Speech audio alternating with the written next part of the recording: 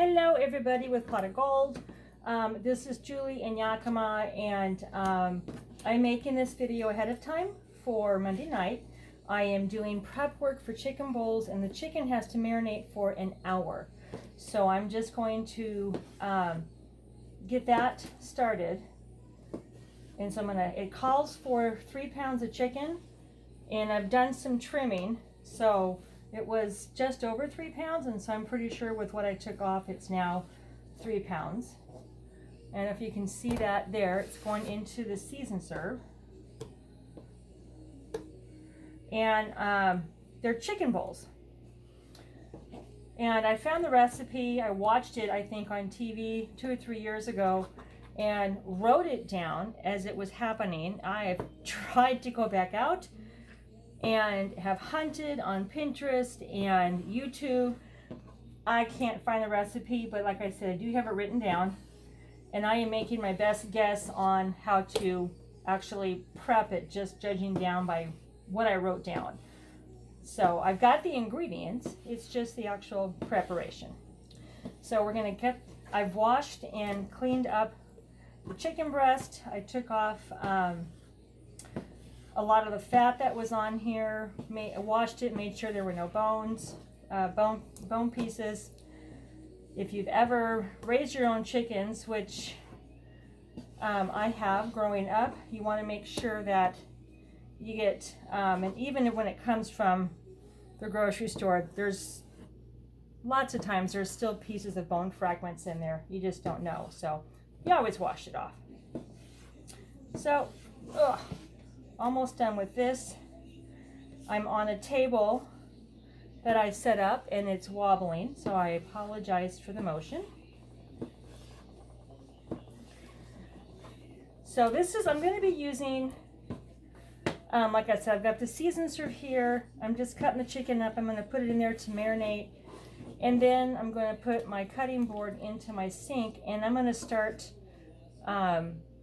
another video. I'm going to start prepping the vegetables, and the idea behind this is that they're going to ultimately end up in our freezer containers, and that way all I have to do when I want one is pull it out. Some are going to go ahead and be pre-cooked, others are just going to be prepped and raw, and then all I have to do is cook them in just a matter of minutes. And I will probably end up using our MicroPro grill when it comes to cooking the chicken. So let me get rid of, y'all know me, I'm paranoid of chicken, so let me get rid of the cutting board that's got the chicken all over it.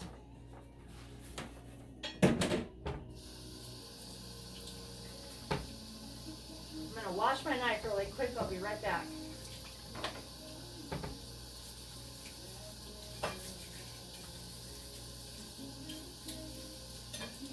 Because we're going to use the knife again.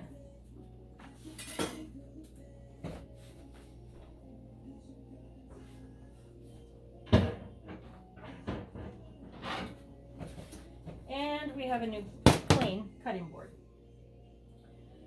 You really want to make sure, just for food safety, that you do not mix your meat cutting board with your vegetables cutting board, especially when you're dealing with raw meat, chicken, beef, or whatever. You want to use cutting boards for the 2 different cutting boards. You don't ever want to mix them. All right, so that's going to clean up the chicken mess. Here's my new cutting board. The knife has been washed, so we'll deal with that in just a minute. All right, so, and we'll dry the knife off. There we go. And I bought fresh ginger yesterday, but Lord knows I can't find it. So I don't like a whole lot of ginger, so we're gonna use powdered ginger. So we've got a cup of soy sauce.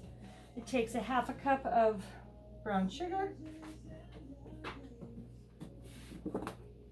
And generally when you're working with brown sugar, you want to pack it in there. gonna grab a spoon. Actually, I'll cheat and show you what I do. I filled a cup. I'm hoping you can still see this. And then I use the size down, which in this case is the 1/3, and I push it in. And guess what? That's how I pack my brown sugar. Been doing it that way for years. It works really well. Ta-da! There we go. There's my 1/2 cup of brown sugar. We're going to put that into the bottom of my quick. I'm just using the stuff from my kitchen, so I've got my tools. 1½ tablespoons of sesame oil. Got that right here. We're just going to put that straight into the quick shake. So there's one. Whoop, get out. And 1/2. Those go in the sink. We're going to put the soy sauce in there. Hopefully they'll start to melt. The brown sugar. It's gurgling. That's funny. Okay, chopped garlic. So I use our wonderful, I call the mini chopper. It's the little chop and prep, and it is amazing for garlic. I just want to peel it. So I cut the ends off, and normally the peeling, there it goes, just comes right off. And this has been around for a while, but it's still good.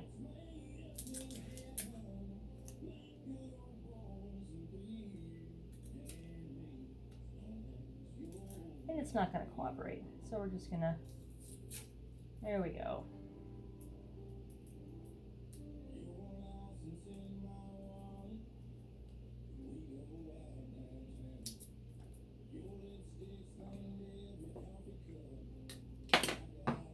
Blade guard again. Whoop.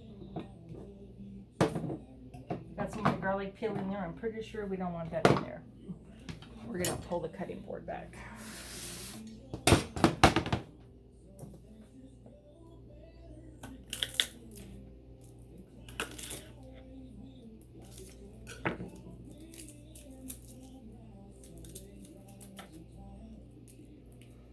Normally I would smash the garlic, but this table is a little wobbly, so I'm not going to do that today.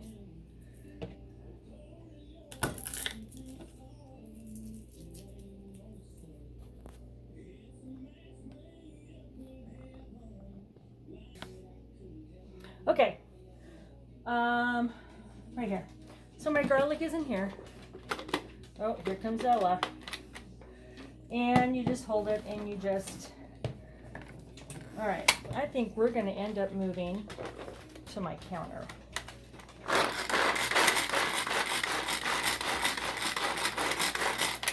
We'll see. Ooh, look at that garlic. Yay. So it calls for 4 tablespoons. For me, this is plenty. My daughter would probably double this, but I'm not going. And Ella just got stepped on. I don't think she'll come back. Woo! A little bit of skin. Let me take these out.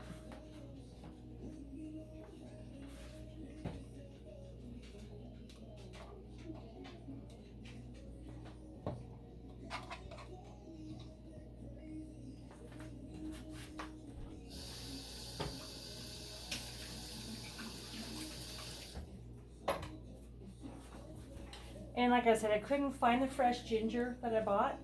And so I'm just going to do some powdered ginger. And I'm only going to do a 1/4 teaspoon. It calls for 2 tablespoons of fresh. But I'm not a big fan of fresh ginger. But we're just going to do it like this.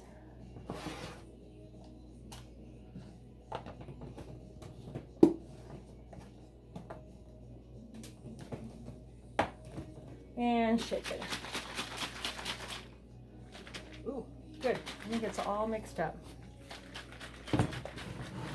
And so we're just going to put it on top of the chicken, and I'm going to let it sit for an hour. Ooh, look at that. Yum. So I have it in the seasoned serve because it's got the little, what I call like a waffle grid in the bottom. And it works really well for when you need that, you want to keep your meat up off the bottom. And it has it on the base and on the seal. And our utensils are back, you guys. This is that new simple spoon. It's like a wooden spoon. And I have it in my kitchen, and I really, really like it. So I'm going to have to get some more. Okay, so we're just going to put that right there. So here's the ridges. So this is a seal. You start on one corner, you walk your way around, and then do that. And then I burp it or express it. And you can put it in the fridge and let it marinate an hour. And then when you go to turn it, I'm going to turn it after half an hour. Take it out of the fridge, take it over your sink, and then flip it over. And that way you've got it and you're good to go with your chicken. So I'll be back in just a minute.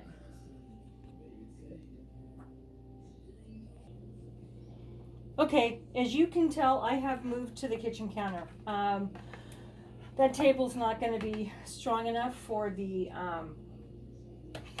mandolin. So the recipe calls for red cabbage, green beans, mushrooms, sugar peas, pineapple, pardon my furnace, pineapple, red pepper, broccoli, which I substituted asparagus, and then carrots. And so I'm going to be using the mandolin. This is sharp, and we've got the handguard for a reason, so I will be using this today. And it goes up on the inside, so you've got those 4 points for your whatever you're working with. So I'm doing cabbage, and we're going to drop it down probably to a 4 or a 5. Let's go to a 5. Now, I also want to shred it as I'm cutting it. So we're going to do that. I've got the cute little thingamabobs, the other blades on. And again, me being me, and I've cut myself on sharp stuff, I've got a metal glove that I use. It's just me being weird. I think I'm going to quarter this really quick.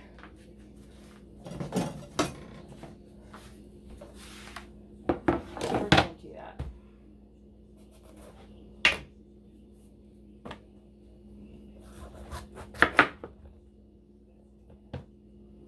Oh, look at that.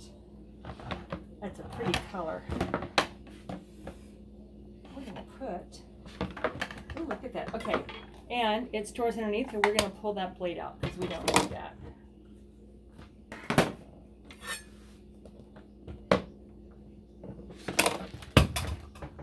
It's been one of those days.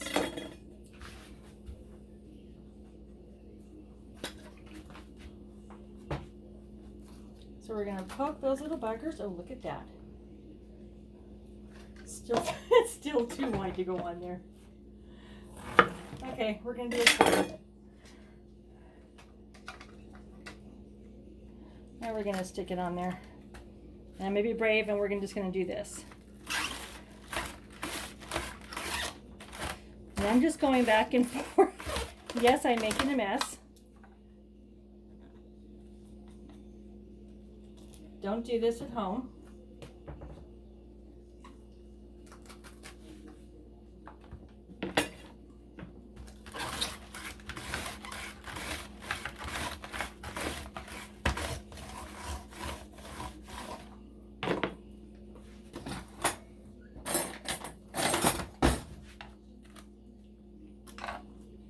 There.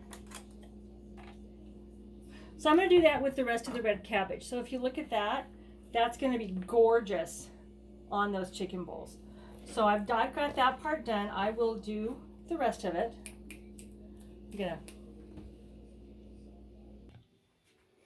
Okay, now it's time for the carrots. And I'm doing something a little weird. You see those spikes there? Well, there's 4 spikes. I cut the carrots short, and I'm putting them on those little spikes for the mandolin. So I've got it over my cutting board, so that's where the slices are going to go. You just hold it and look at that. And because they're approximately the same length, I should run out of carrot at the same time. Ooh, look at that. Come on out. And you just got to push down so you keep getting carrot. Because I still have plenty of carrot there. Whoop. All right. Take out. See? Look at that's the tops. So that worked out pretty well. Oh, Ella. Yeah, we're going to put some more on there because I got more to do. So I'm just going to put that.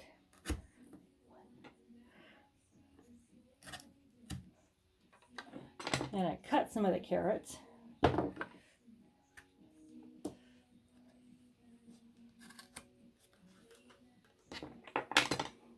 My house smells so good right now. I can smell the sesame oil.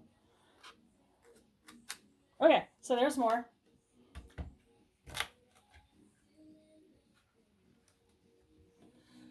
We're going to cut that one carrot.